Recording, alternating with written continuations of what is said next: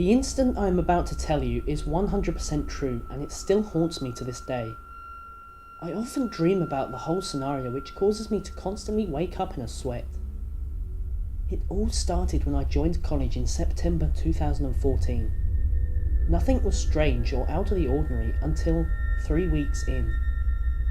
The subject I was studying was health and social, and for the most part it was pretty easy.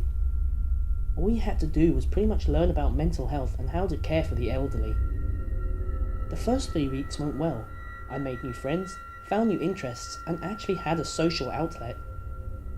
After that, things started to change. Now, I am one to exaggerate, so I'll try to keep this plain and simple.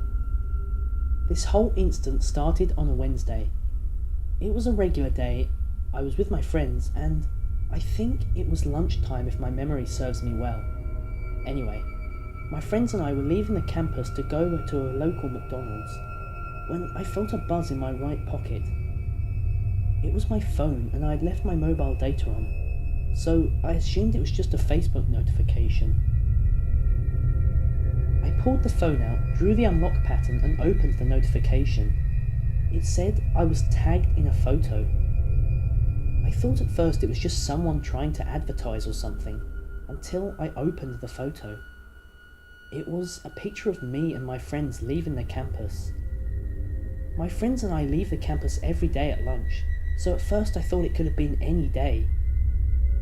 Then I noticed someone sitting on a wall in the background of the photo.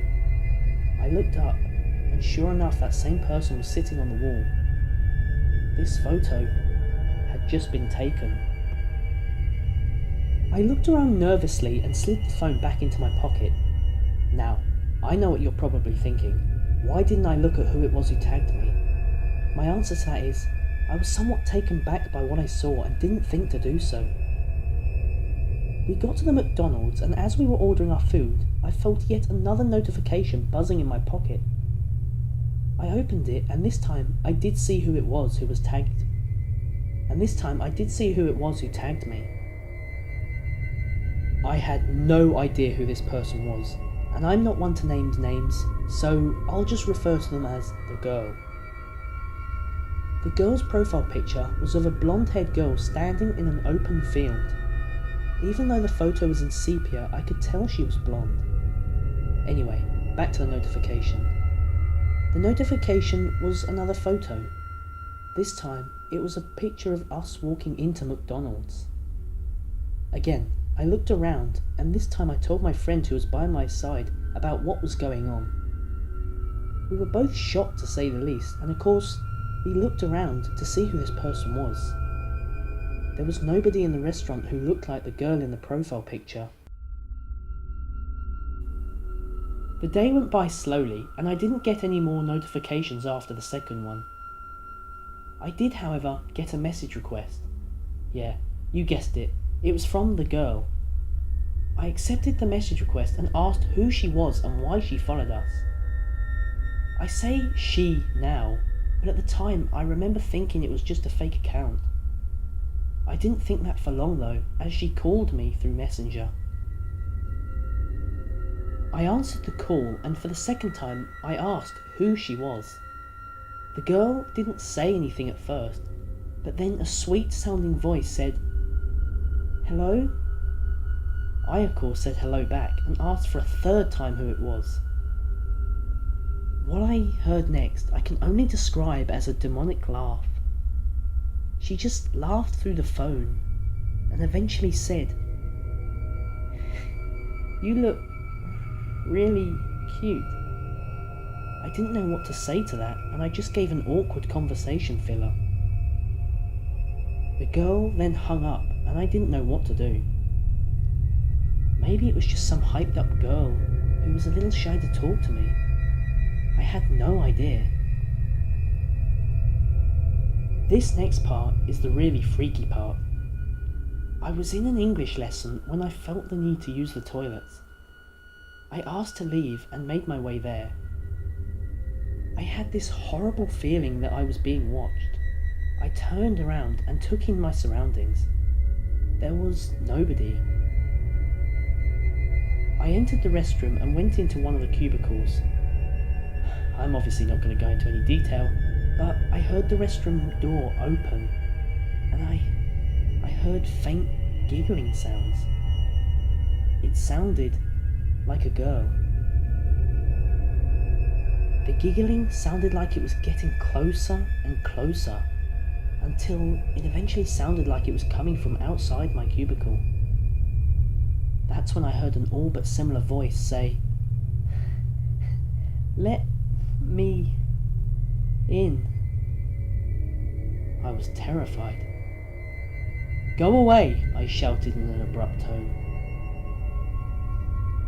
"Please let me in," the voice replied. At this point, I did the worst thing I could have possibly done. I closed my eyes. "Please, I want to see you," the voice said. I knew at this point it was the girl, and I just kept quiet. There was no sound coming back from her, and it felt like hours had passed.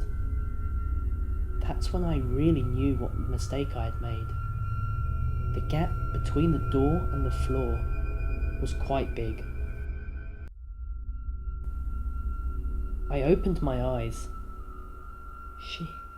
She was standing right in front of me. Her face was merely inches away from mine, and that grin, that horrifying grin that greeted me with horror. I almost cried. Suddenly, I heard someone come in. They were shouting the girl's name and telling her to put down her weapon. I then noticed a knife in her hand. She tilted her head to one side and her smile decreased. She dropped the knife, turned around, unlocked the cubicle door and walked out. I quickly made myself presentable and then saw who it was outside. It was a police officer alongside 2 doctors. The girl turned around and looked at me with a sad look on her face. I felt sorry for her. Something was obviously wrong, but before I could ask anything, the officer told me he was sorry and walked out of the restroom. I never saw her or the men again. Soon after this whole incident, I found out who she was and what was wrong with her. She suffered from psychosis and had escaped from a mental health hospital. Don't ask how I know that, I just found out.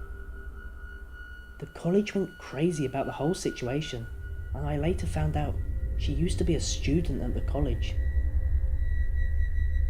That's all I know, and that's all I ever need to know.